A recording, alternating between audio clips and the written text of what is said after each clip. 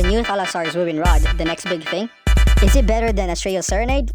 Okay, for this video, we're going to compare both of these rods and see if the Astraeus Serenade is going to remain as the top dog or the new rod will be the top dog.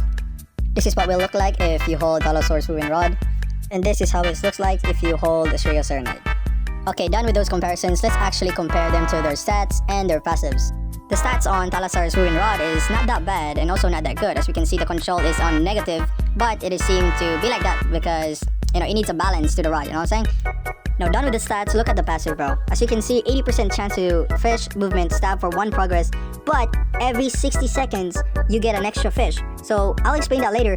And also, the mutation is the Ocean's Ruin, which is 10.2 times multiplier, which is pretty good, I can't lie. Matter of fact, it is the highest multiplier in game.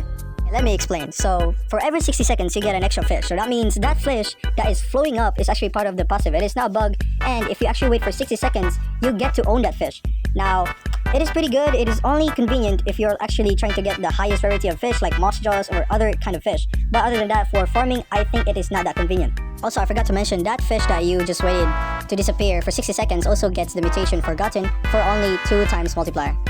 Done with Thalassar's Ruin Rod, now let's go to Astraeus Serenade. Okay, so Astraeus Serenade came to the game late 2025, that is December. A lot of people say that this rod is literally the best in the game, judging because of the most craziest mutation and the most craziest amount of, passives. But now let's compare both of these rods. Now for the stats and passive of Astraeus Serenade, okay, the stats is pretty much self-explanatory and it's also similar to Polaris Serenade. Now on to the passive, this is where you can say that it is starting to get overwhelming. So you can get 5 mutations from this rod and Astraeus mutation for 9.6 multiplier. And as you can see, the passive is a lot. I'm not really gonna explain everything here, so I'm just gonna say that the Fury of Stars is actually the passive that, the stars will come down and shoot on your progress bar. So each star that falls down on your progress bar is 3%, and there are 10 in total, so you will get 30% extra progress. And if there is a Starfall event, you will get 3 more stars, which is granting you another 9% of progress. So in total, you will have 39 if there is a Starfall event.